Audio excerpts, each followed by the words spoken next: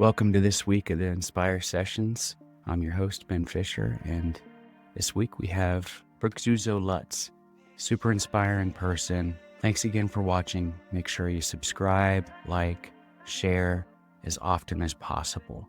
Let's get into it. Hey, Brooke, how are you? Hey, Good to see your face. oh, good to see you. I want to talk about who you are and Yeah. what you do, and then I want to segue into OCD, which is one of your specialties. So if Yeah, you don't mind, just give me a little background about who sure. you are and Yeah. why you are who you are and Yeah. what you do. I've been in social work now for 15 years. And I got into it because when I was a teen, I had a hard time. I went through some depressive episodes, had some anxiety issues, and I felt really inspired at that time to overcome those things and help others with it. And then that was it. I went to grad school, got my master's in social work, and then started working in school-based settings with kids. Did that for a while. Moved to the hospital settings where I was really doing more social work, which is different than therapy. And that social work is therapy is individual, face to face individual. Whereas social work, you're doing all sorts of stuff. You're looking for resources, access to things, and stuff like that. So I did that. And then I went on to supervise other therapists and social workers. And then Transcend came alive. Thank goodness. We love it. My private practice, Transcend Mental Health Therapeutics. And there I do individual therapy for kids really age like 11 and up. And I'm doing all sorts of stuff there. A lot of different anxiety issues, stress management, working with a lot of moms, a lot of students, a lot of teens on really all sorts of different things. And some of it not being exact diagnosis you find in the DSM. Some of it just being life can be tough. How do I cope with these stressors that come my way without falling apart, really? So yeah, that's what I do. Areas of expertise are going to be, like I said, anxiety, stress, OCD, which I know we're talking about today, perfectionistic tendencies, having to have things just right, phobias. I do a lot of work with phobias, fear of leaving the house, fear of vomit, fear of germs, stuff like that. Depression, of course. And those are really the big ones. Those are the big ones that I treat. And student life is a big one. Students. The fear of vomit one is it hits home for me, not for me personally, although, like, obviously I don't love vomit. Right. But my daughter if you make a noise, like just jokingly, it sets her off and she Yeah. gets extremely upset. Yes. So that's funny that you mentioned that. Very funny. Edimophobia. Yeah, it sounds like maybe like because she's very dramatic Sure. in everything that she does, but it just seems a little bit different with this. It really sets her off. Like she'll cry about it and maybe go in her room. It's like we've learned not to do that. Sure. But it's all over the place. People joke like that all the time. It's on videos. It's maybe I'll have to have a conversation with you Yeah. about that. Maybe Mhm. get a little session with you set Yeah. up. I didn't know. First off, I just think it's so cool that you've started your own practice. You've betted on yourself, and that's what's so inspiring to me about you and about anybody who's created their own business and Yeah. they're promoting and building their own brand, because that's hard to do. It Oh, really yeah. is. It's hard enough to get a job and go work for somebody else and make a paycheck. But when you do your own thing, like you play every role, especially Right. at the beginning. If you Oh, start yeah. doing well with it, then you can start to build on that and start to hire people. And I don't know if that's even in line with what you do, like, Yeah. because what you do is basically it's Yeah. speaking with somebody. Maybe you'll get an assistant, or maybe you'll bring on some other therapists that work underneath you someday. Yeah. But I just think it's so cool and I think it's inspiring. Oh, And the big reason why I wanted to talk with you, and just the fact that you have such a specialty in OCD. oh, I think it's an interesting topic. And I'll say that I feel like people self diagnose themselves with OCD yeah. more than most things. OCD and ADHD. Yeah. You hear people say, yeah, and I've said it too, like, oh, that's my OCD kicking in. Right. And I think that's an interesting concept, and maybe you can speak on that just Mhm. to kick us off, your opinion on that. Like, Yeah. is there truth to that? Are there Yeah. levels of OCD where maybe you just got it a little bit? Or is it like, where's the line? And Yeah. I probably have a question later on where it talks about like, how do I know if I have OCD? But Right. we can tackle it now too. Give me your thoughts on it. I think, and I don't think anyone means any harm by saying, "Oh, I'm just a little OCD," or "There, here comes my OCD." But we do have to remember that's downplaying what the person with OCD is actually experiencing, right? Because for the person Mm, with OCD, to really meet criteria is, hey, this is causing a significant impact in my life.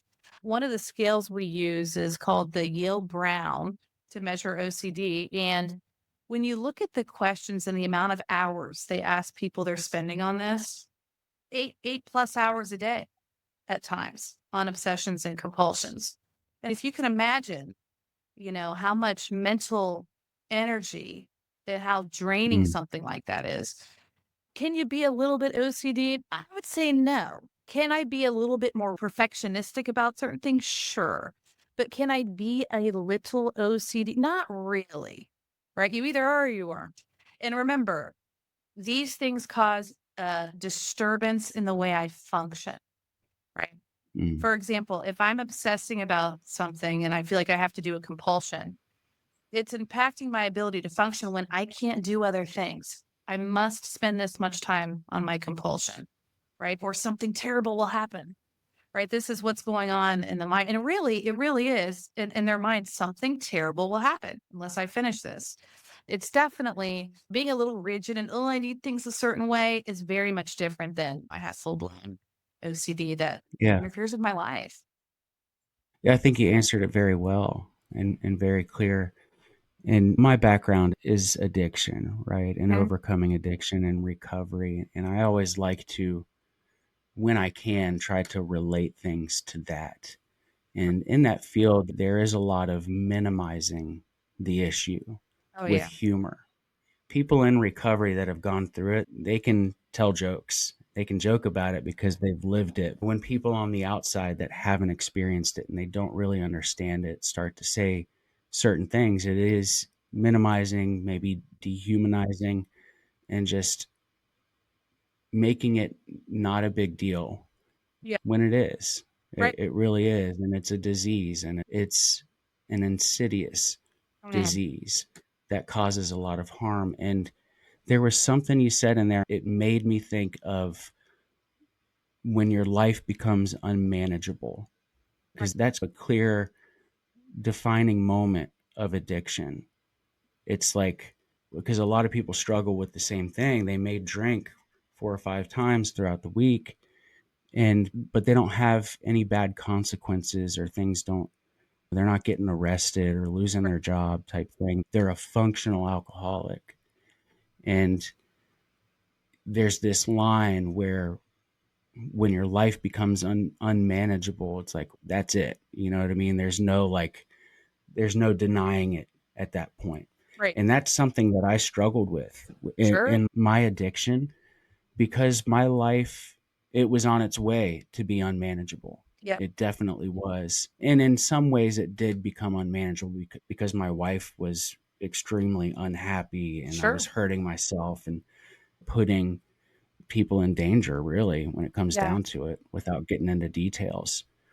So yeah, I think about that, and I think about how that caused me to stay sick longer than I needed to, Yeah. right?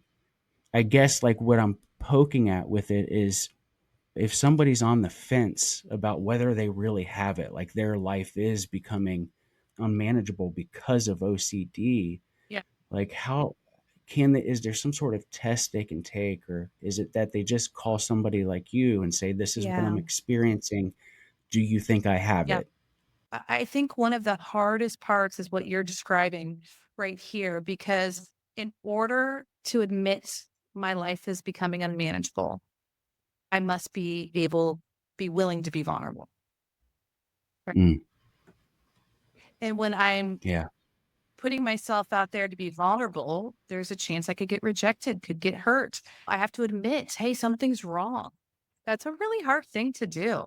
And I do think that's something that holds a lot of individuals back from getting help from a wide variety of things because that is hard. It puts me in the line to possibly get hurt, to have to admit Yeah. that. And then comes the part where, gosh, I got to change this. And here's the thing, some of these issues we're discussing, although they are interfering with my ability to function, I'm used to it. I'm used to Yeah. living this way.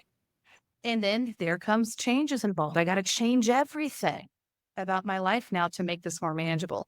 So I think with OCD or really any problem, uh, one of the big things is having the insight, right? The ability to see something's wrong. I need help. A lot of times people don't have that. I don't really know that this is happening. So that's when our loved ones come in. People we love being able Yeah. to say to us, "Hey, I need to talk to you. Hmm. We need to get you some help." Right. And here's the other part, shame. I feel shame that I have to admit that I'm having a hard time. And that Yeah. that doesn't feel good. I got to really experience that feeling now because now I'm really admitting it. So now that feeling comes to Yeah. the forefront. And how do I deal with that feeling? Yeah. I love that you bring that up, the whole admission process. And that's, yeah, I wrote this book recently. I don't know if you saw that. It's a short little journal style book, but it has 9 kind of tools that I used in recovery or to get myself to recovery. Sure.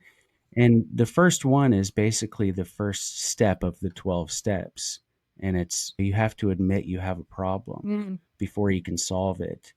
And it's the only one in the book where I say this is mandatory. Like nothing's going yeah. to get fixed Have unless to. you admit that it's an issue. Mhm. Obviously, the book is very geared towards people struggling with addiction.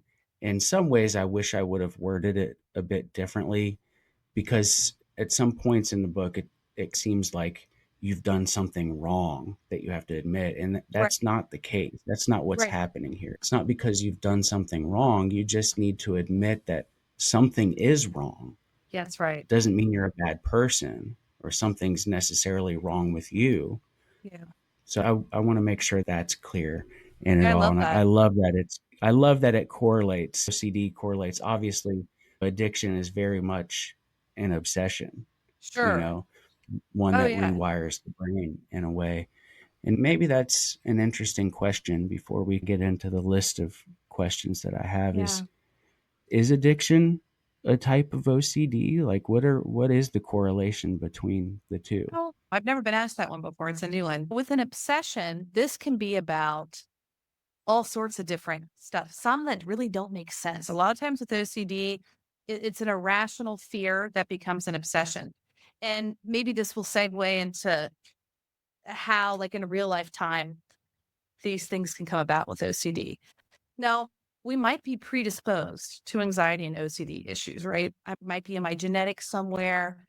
And what's really interesting is we have thousands of thoughts a day. Some we're aware of, some we're not. Sometimes we have these spontaneous, random, really weird, if we put a judgment to it, weird thoughts pop in. That's like, oh, that's weird. Why would I ever think something like that? Have you ever had one of those? Oh yeah. Yeah, All the it's like time. that was an odd one. So the example I use a lot for this is like, okay, you see a bus drive by, and let's say it pops into your mind, what if I jumped in that bus? Now that thought, you might, well, that's weird. Why the heck would I think something like that? And if I'm not predisposed to anxiety and OCD, then I just take it like that. I say, oh, that was weird and interesting. All right. And I move on with my day. Now, the person who's predisposed to anxiety and OCD takes that and says, oh my gosh, danger. That's what their brain does. Why would I ever think something like that? What if I Mm, did? Do I want to kill myself? Oh gosh, am I suicidal? Oh no. And so what happens, that keeps going and going because I'm obsessed. So even later in the day, why did I think that? Oh my gosh, something's mm, wrong with me. Do I need to check myself into the hospital? Um, and the thought won't go away. So then what the person with OCD does is I have to do something to make this, when this is where the compulsions come in. And we're talking about harm OCD right now, by the way. Uh, Yeah. so now, all right, what if I prayed 10 times the specific prayer? And this slowly happens that reassure me that, okay, I don't want to kill myself. And now I feel okay for a while. Now, the issue, because we're talking about the OCD cycle, then comes the anxiety. And the anxiety is so big with some of these obsessions that pop up with OCD. They are upsetting thoughts that no one would ever want to have about all sorts of stuff that no one would want to think this stuff, right? And so now it's like, gosh, I got to get rid of it. So I'm going to do a compulsion that provides temporary relief. And compulsions can be all sorts of different things that gives me this temporary relief. But the issue is the obsession comes back because it's temporary. This relief is temporary. And it just keeps going like this. And the OCD becomes out of control. Now I have to do a compulsion. I got to say the prayer 20 times to neutralize this anxiety. And it keeps growing. So that's the nature of it. And I could talk about it all day, really. But we have to keep in mind that these obsessions that pop in, some of them are what we call ego dystonic thoughts. And I want to hit on this with OCD because I feel like there's a misconception that someone must be crazy to have this. But with OCD, what's different is that they're ego dystonic thoughts. What is that? What that is that these are thoughts that are disgusting to me. They are against my morals as a human being. I do not want to have these thoughts. I would never act on anything involved with this thought. So that's this ego dystonic and really causes a ton of anxiety because, gosh, who wants to think this is disgusting? I hate this. Right? Does that Right. make sense? Why It this makes can get, absolute yeah. sense, and it's wild. Like, I've never heard that. Ego dystonic. Is Mhm. that the word? Yeah. It's very interesting because it's like, yeah, I think many of us, I would like to imagine all of us, just so I feel like I'm not the only one on the planet. I feel like many of us have had a thought like that. Something Yeah. pops in your head and you're like, "Ugh, like, why did That's I even gross. think that? It's not Right. anywhere in the realm of who I am or That's what right. I think," There's a and that word. it's part of the human fabric of how our Yeah. brains work and function. If somebody's having these ego dystonic thoughts, when do those ego dystonic thoughts turn into OCD? So this would be if we're talking about actual criteria of repeating obsession that again is interfering with my ability to function. I can't stop thinking Yeah, this. Okay. yeah, So that's when reaching clinical terms where, okay, this person has got to spend an hour a day thinking about it. And sometimes that can be compulsive. I must spend the hour thinking about this. I must spend this much time doing the thing to help get rid of the anxiety. so again, very similar to addiction.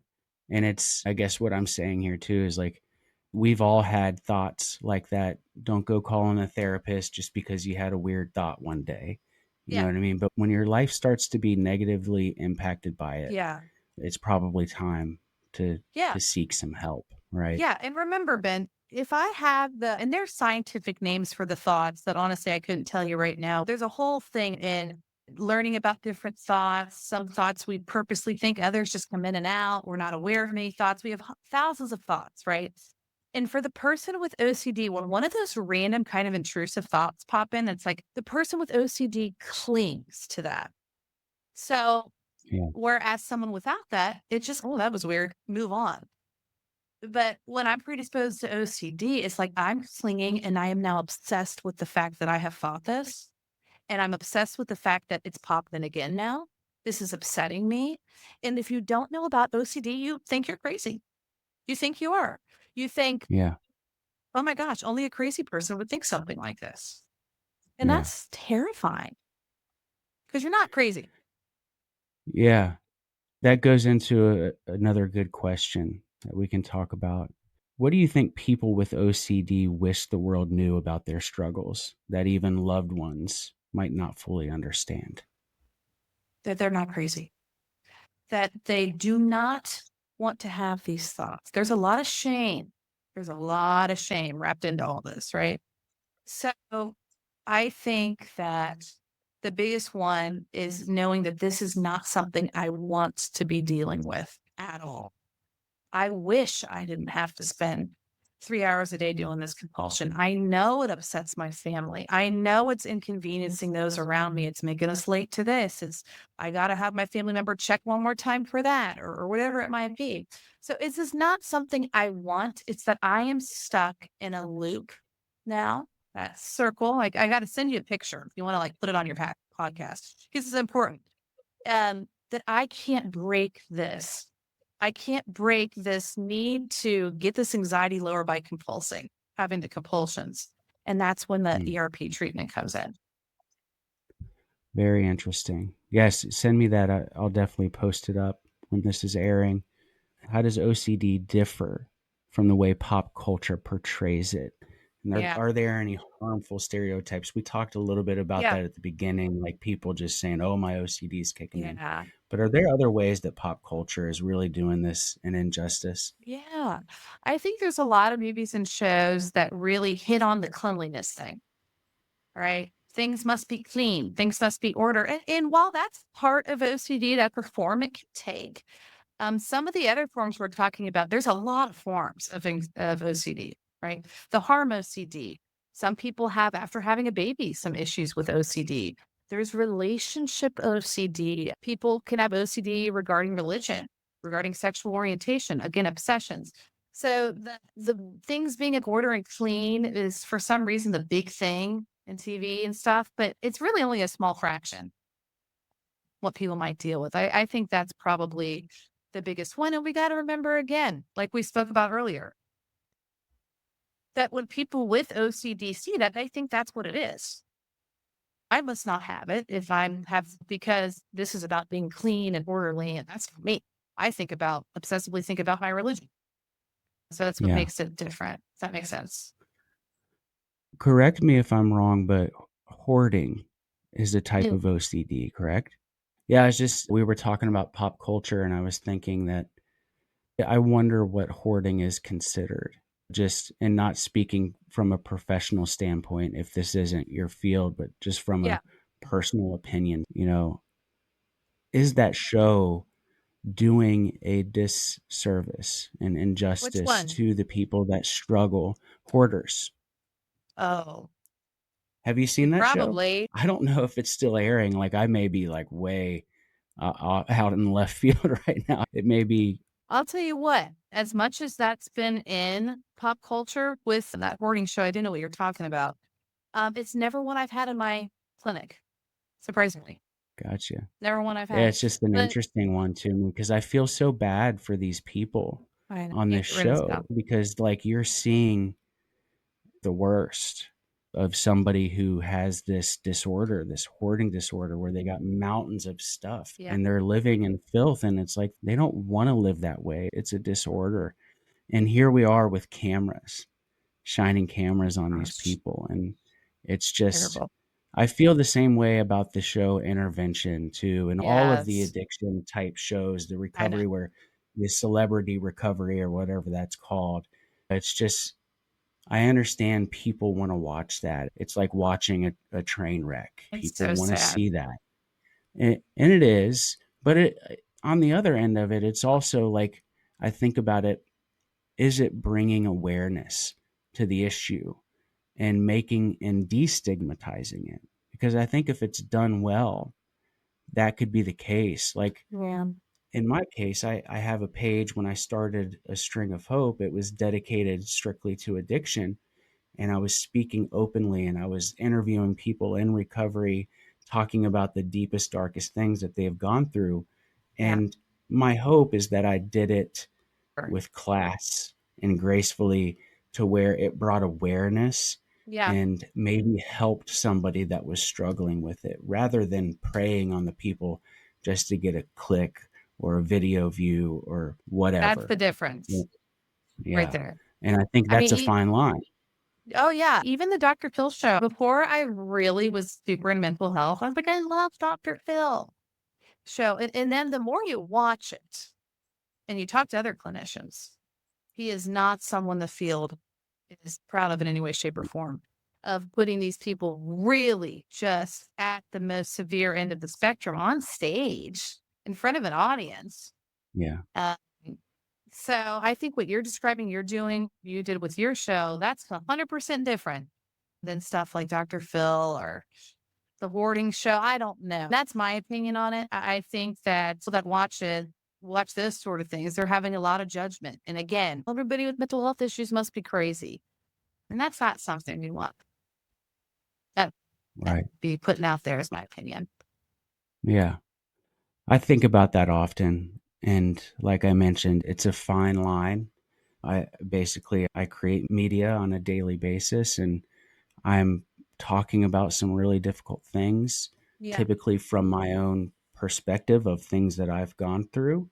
sure, And I never want to come across as though I'm trying to monetize sure. on people's misfortune or people's struggles or even my own struggles. It's Mm, all about awareness. But what gets difficult is all of a sudden you're posting this content, you're doing it for the right reasons. And I talked about this on the last podcast too. yeah, I guess it's going to be a topic that I nail home. But when you start to get like social media really messes with you, all of a sudden you get a video that gets 1 million views or gets 10 million views, whatever it ends up being. And it's the next one doesn't, and then the next one doesn't, and you only get a yeah, few views, and your brain starts thinking of ways like, how sure. do I get that to take off again? Yeah, And that takes you to a scary place of it does. potentially making you step out of character and do That's right. something that you wouldn't want to do. And Right. so I understand how it happens and why shows like Hoarders or Dr. Phil exist. There's whole crews of people that are making money and making a livelihood based off of the ratings on these shows. So That's they're right. doing things as a group and pushing it out there. And it's just, I think it always needs to be a question of our society of how we're doing that and why we're doing it for the right reasons. Yeah, and Ben, and you Well, are so true to yourself, and you always have been. I've been watching your journey these past couple of years doing all this stuff. So I think even that awareness that you have right there, that hey, this is how this can happen.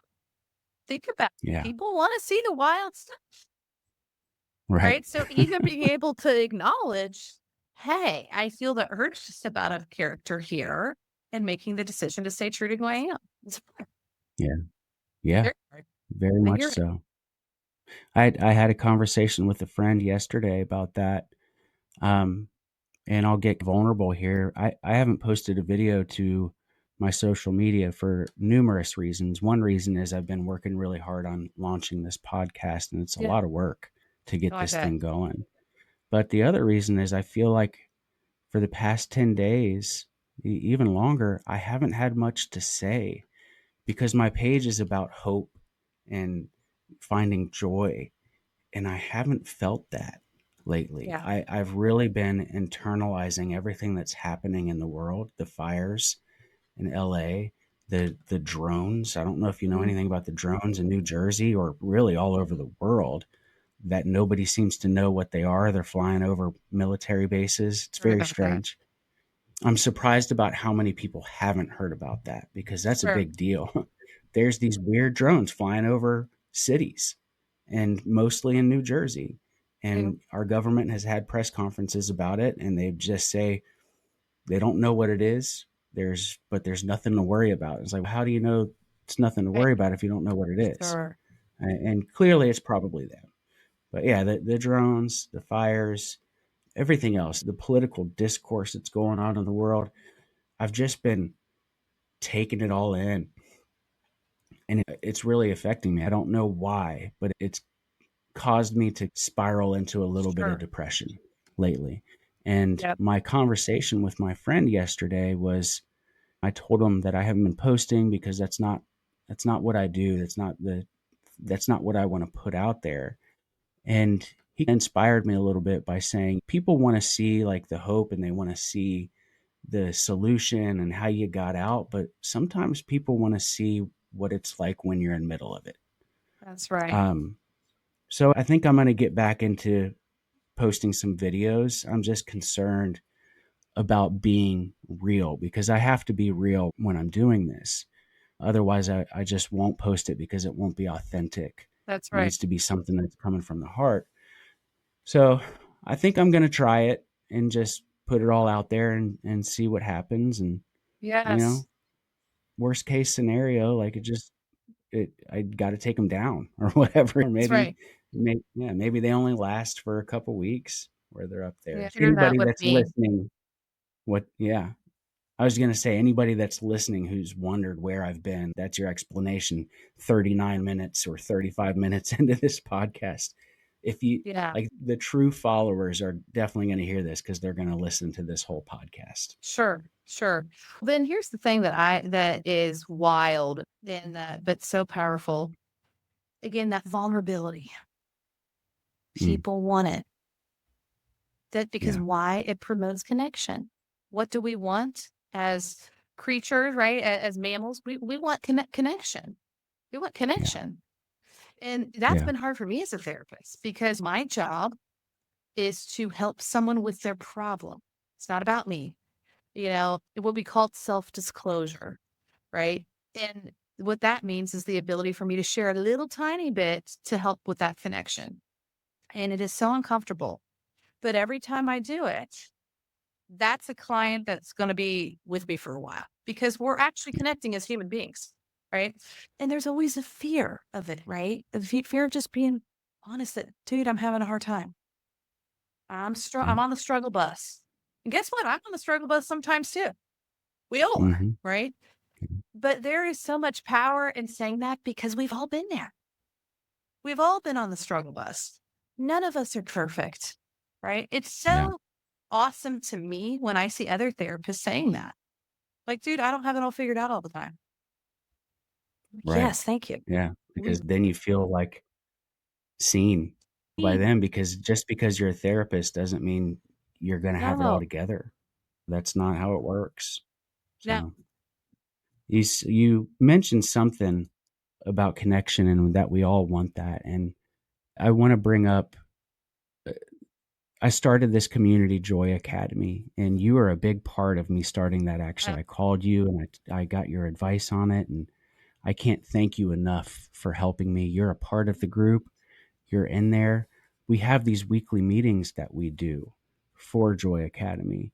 And every week, I always bring up that we all want the same thing because there's people from all over the world. There's people from yeah, the Philippines, from Bangladesh, from Canada, from New Zealand, and obviously different places in the United States that are there.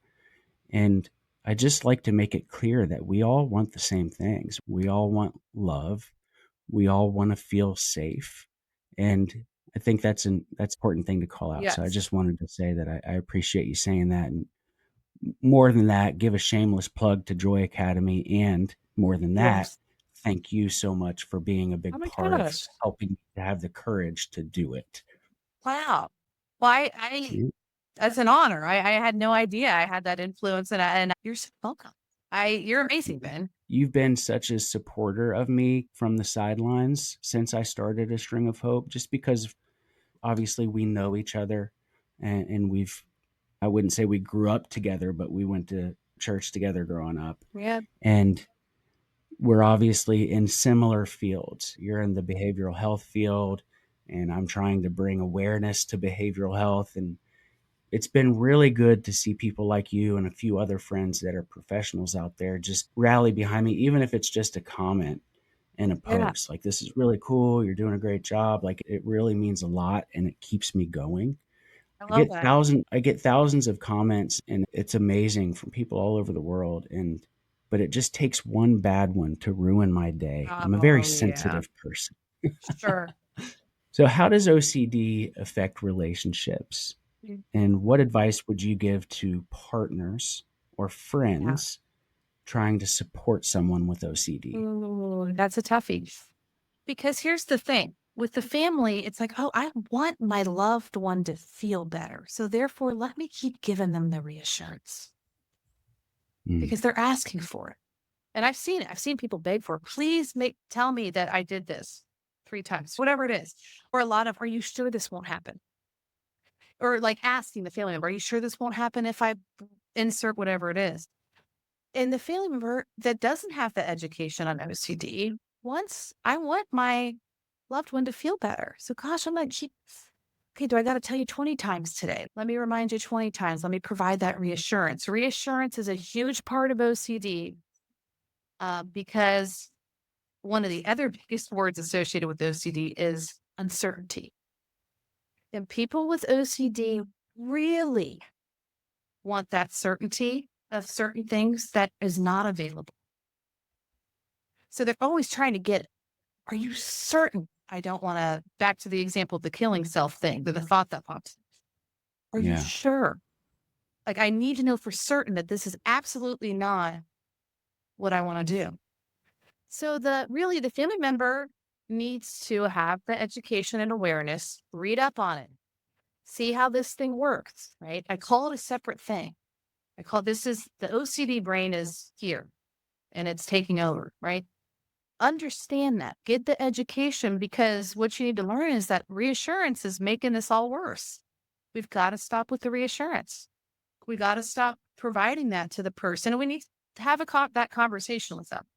Once they begin ERP treatment, is sitting down maybe with a therapist to tell the person, we're going to have to cut back on the reassurance. What does that look like? What's manageable? Right? Because it just keeps the cycle going. So that's a big one. And getting support and help. The International OCD Foundation is a great website. Lots of resources on there as well for family. Talk to somebody. Okay. That's what we'll say. That's another interesting kind of connection to addiction that I can make. And I realize that they're two different things, but it reminds me of enabling, when a partner will enable the other by giving them money or giving them some kind of support that's going to continue their addiction. That's interesting that you bring that up. And Yeah. I'm gonna think about that, because it's such a difficult thing to do, because you feel like you're loving the person. You feel like you're doing the right thing. Sometimes what we think is the right thing is exactly the wrong thing. Yeah. And that's why it's important to speak with a professional or reach out to the resources that you just mentioned and Yeah. educate yourself about it. And that's a big thing that my wife and my parents did for me Sure. when I was struggling with addiction. Was they educated themselves. They read Alcoholics Anonymous. They went to Amazing. Al-Anon meetings. They ended up going to meetings with me. Wow. And I think that's probably the same scenario with any mental disorder, Yeah. is educate yourself, because when you know more, you can help more. That's right. I love that. And I think it's so powerful what you said, what we're talking about with, okay, I think this is helpful because again, it's giving the person temporary relief, even with the addiction stuff. We need to Yeah. look at big picture. Yeah. This is unhelpful. This is reinforcing all the stuff we don't want to see. So what's the role of intrusive thoughts in OCD, and Mm. why, like, this is the important part of this question. Why do people feel that those thoughts are so real? Why do they feel so real to people who experience them? Gosh, I'll try to answer it because I think we've hit on it a little bit in that Yeah.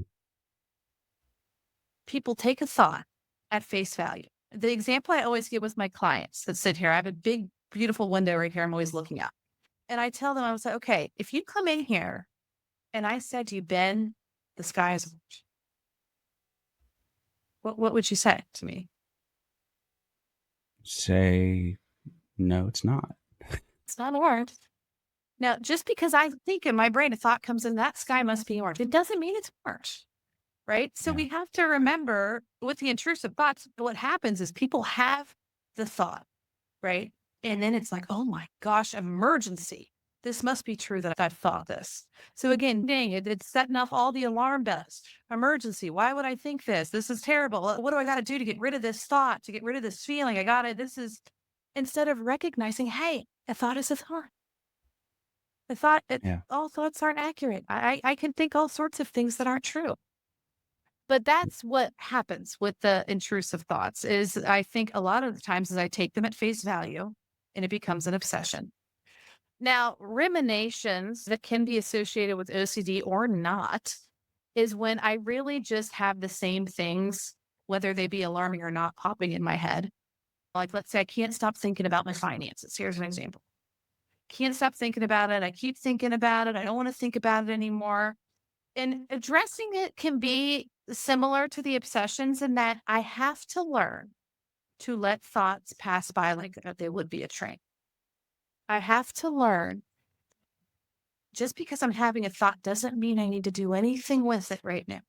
I have to learn to let it come and let it go, which is a big part of this work. I have to learn to accept my thoughts without judgment, knowing that when I pay a smaller amount of attention to this, it starts to chill out. Starts to chill out. One of the examples I think we should give your audience about this, and I know I go off on tangents all the time, by the way. I'm probably not even talking about what we started with, but is No, the it's blue great. bunny example. The blue bunny example is great. Do you want to do it? Yeah. Let's do it. Let's do it. This is so cool. So this is, and I do this with my clients. Everybody's like, what the heck are we doing here? Well, we're doing the blue bunny example. So here's what it looks like is you're going to try, we can do it less for time's sake, for 30 seconds to get an A plus on not thinking about a blue bunny. Okay. Should we actually do it for 30 seconds? I can tell you that I've already thought of a blue bunny. Right. Right. Yeah. If you were to sit here and I'm like, don't think of anything else, but not that, guess what would happen? Just what you You just think of said. it. Again, when it comes to thoughts, if I try to just block a thought and don't think of it anymore, the thought's going to be like, but I'm here. So if I don't want to push a thought out because it comes stronger, but I also don't want to, I call it the rabbit hole, speaking about bunnies, take the thought and hyperanalyze it to death, then what do I want to do? And what I want to do is practice that, letting it come and go. Yeah. Here's what that looks like. Here's this thought. I notice it's having my heart beat a little faster. This thought is here. I notice it makes me uncomfortable. So I'm not pushing and I'm not hyper analyzing. I'm letting it be. And the more I do that, the more the thoughts kind of start to drift to the back.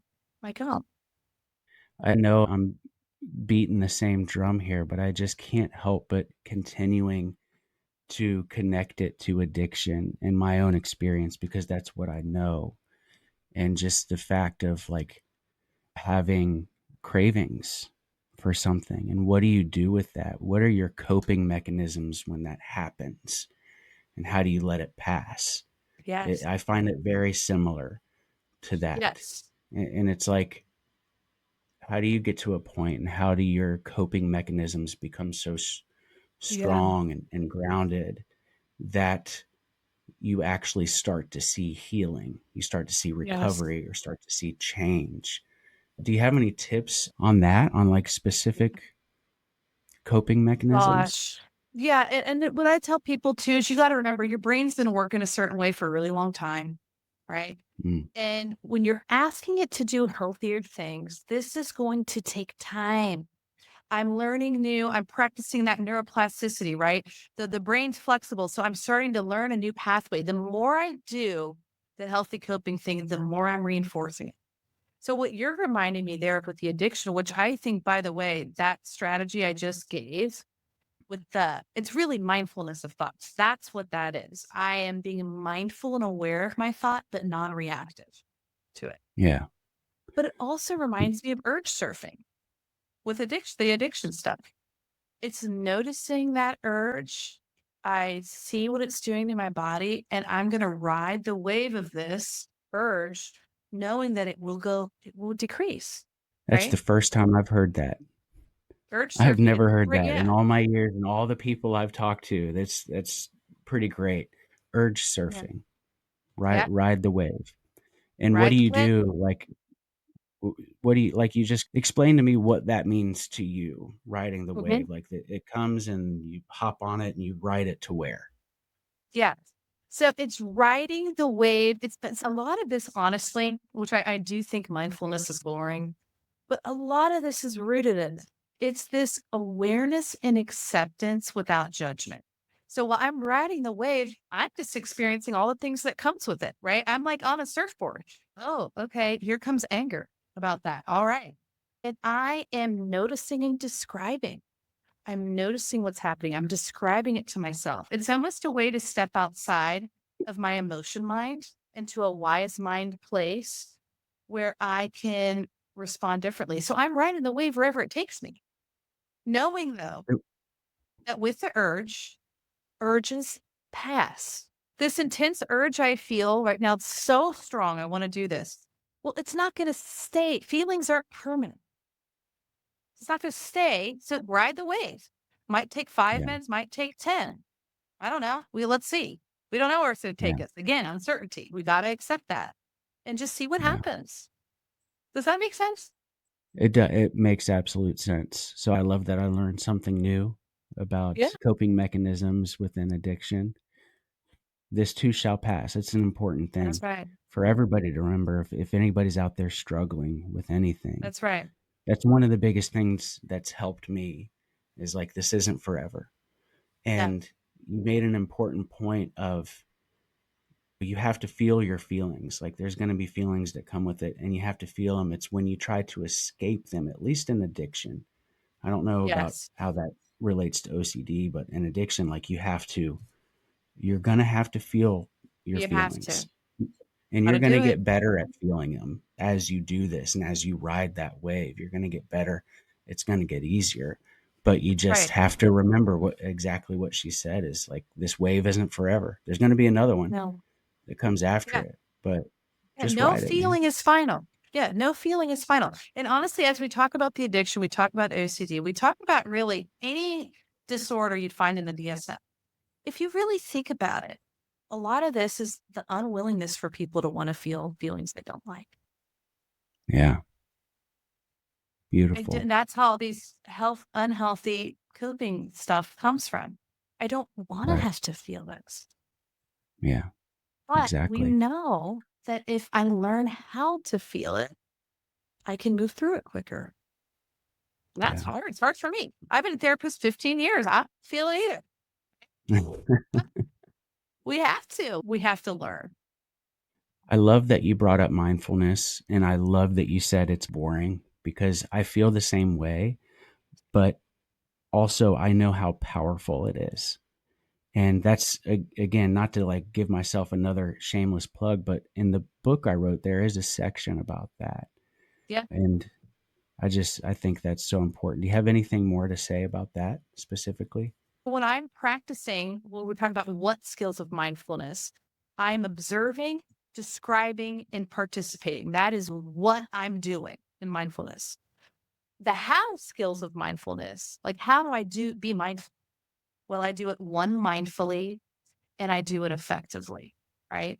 And that's in non-judgmental, by the way. So there's a whole thing in DBT about it. So if anybody wanted another resource on mindfulness, you can look at dialectical behavioral therapy. There's a whole section on mindfulness there that you can Okay. probably get free on Google. Yeah. Search. The section I wrote in my book, it's actually the chapter's called Mindful Mindfulness. Mm, And it ties into what you said about it being boring a little bit because for me, it sounds weird, but I have to force myself to be mindful. I oh my have to be gosh. mindful about the fact that I need to be mindful about something. And one trick that helped me in early recovery was to set alarms on my phone.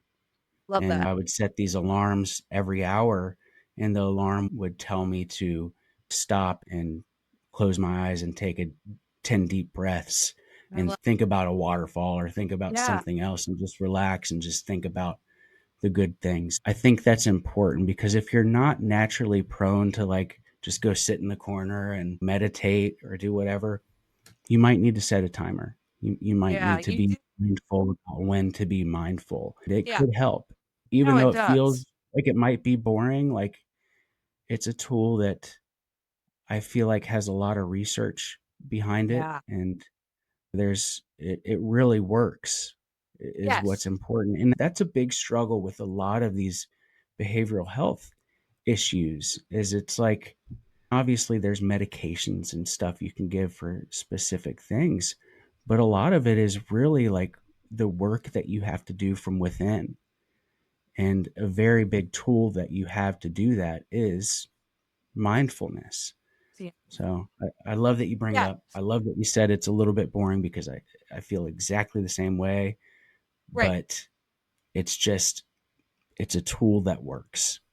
Yeah. And let me just touch on one other thing with why it's boring. If you really think about American culture, we're asked on the regular, multitask, do it all, get it done. We are asked to do, we are not trained to be mindful creatures here in the United States.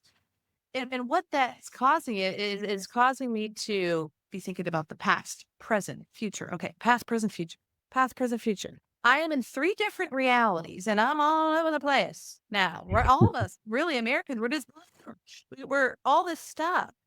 Why is it boring? Because mindfulness is asking me to just be now. Yeah. Whatever it is that you're doing, you just be here. So if you're starting mindfulness, start it for a couple seconds at a time and work your way Yeah. up because it's a lot. It's a lot to get there. And that goes into the whole, like, one day at a time type thing. Mhm. Don't try to figure out the big picture No.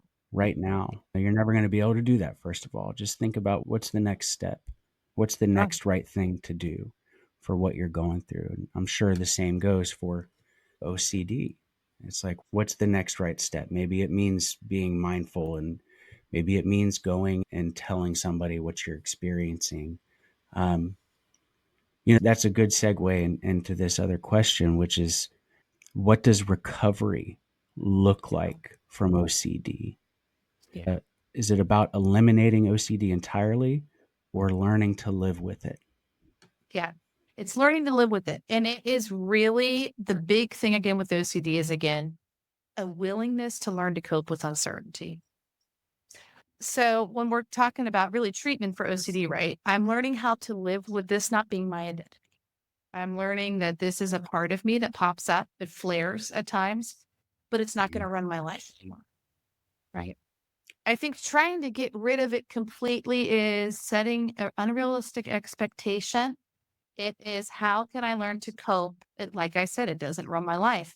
And the way I'm doing it, gold standard treatment, OCD, ERP, exposure response prevention. You got to get with a therapist that can do that. And you show up in a therapist office that's not trained in OCD, and some of the stuff you're saying, they're going to be like, not doing the right thing. So we really need to identify a provider that does ERP.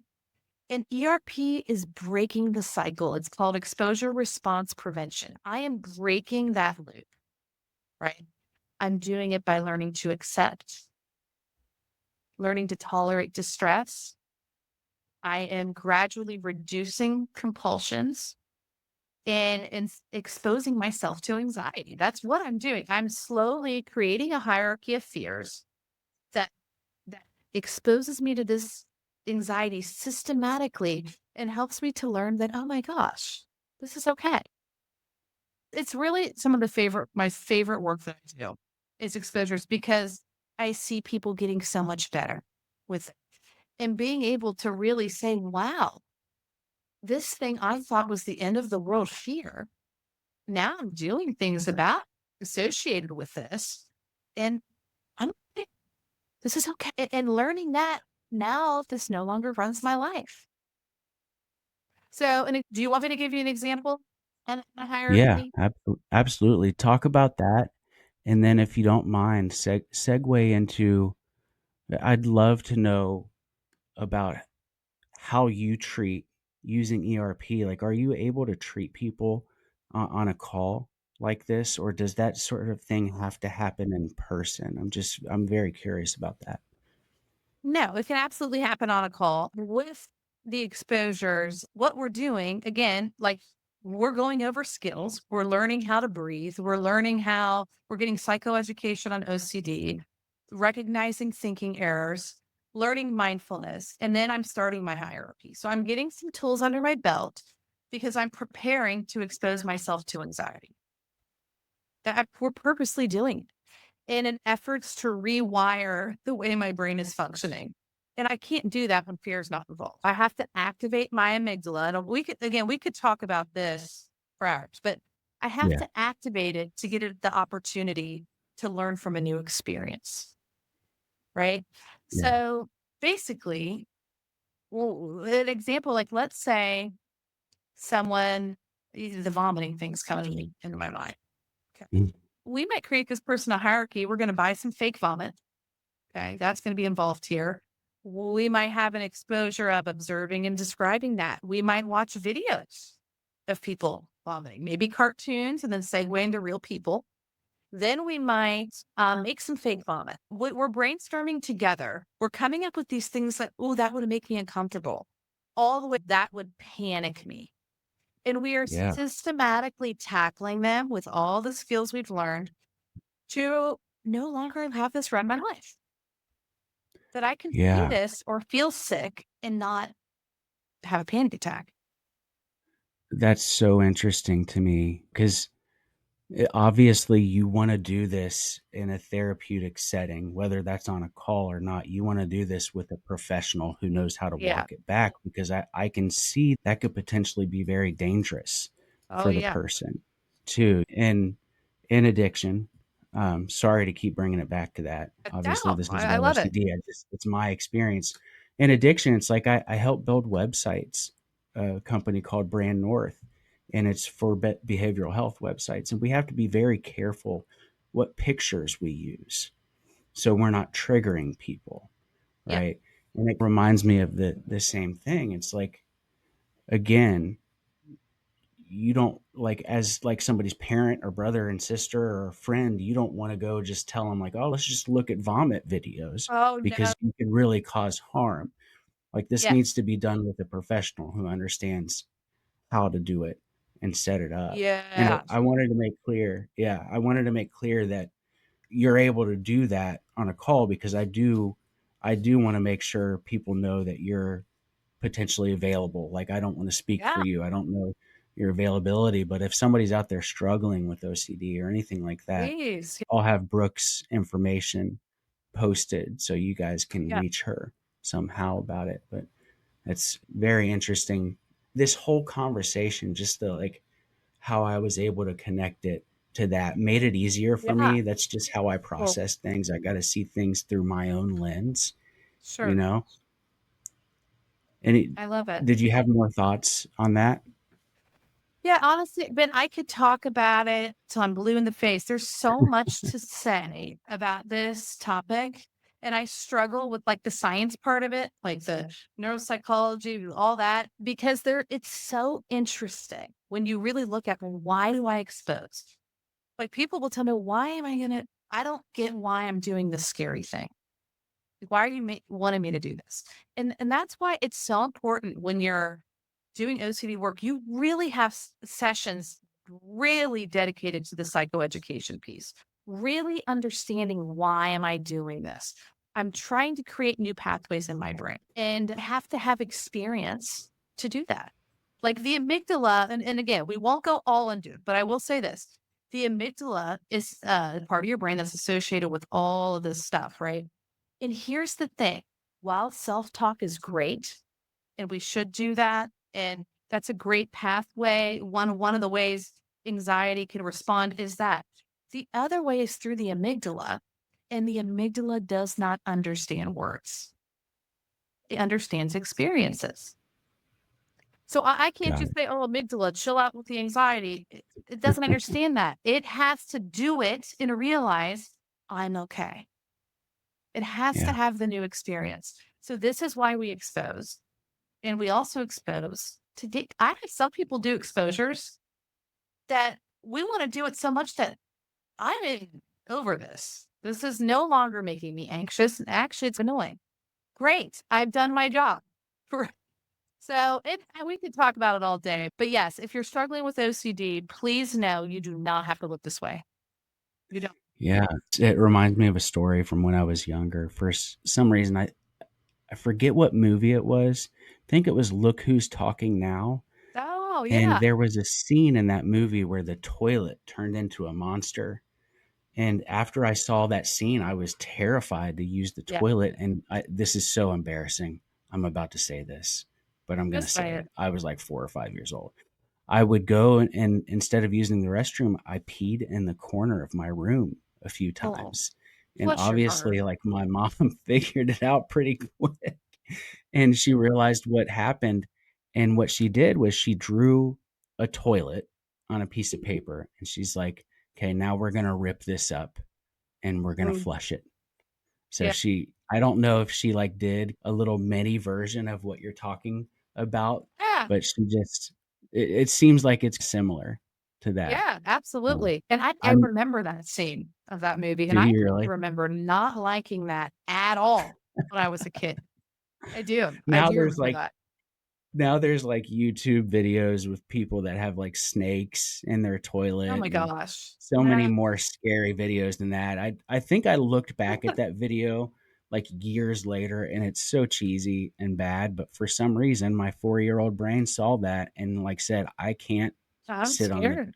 I can't go to the toilet Oh, even to pee at this point. So I don't remember how long survival. that lasted.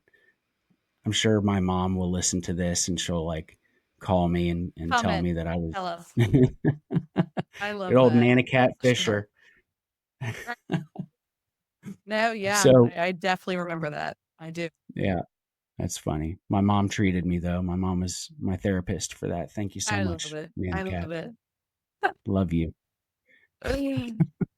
Very cool. So before we close, Mhm. the most important thing that I want to put out there into the world is just inspiration and hope. I want people to know that they're not so far gone. They're not broken. They're not bad people. They just may need a little bit of help. And I would love for you to give your best minute long advice or support or Mhm. cheerleader moment for anybody just to let them Yes. know that they can be okay and they can get through Yes. this. Yes. Gosh, I gotta say this because this is the one that pops in. You are not crazy. You're not crazy. You are a normal human being.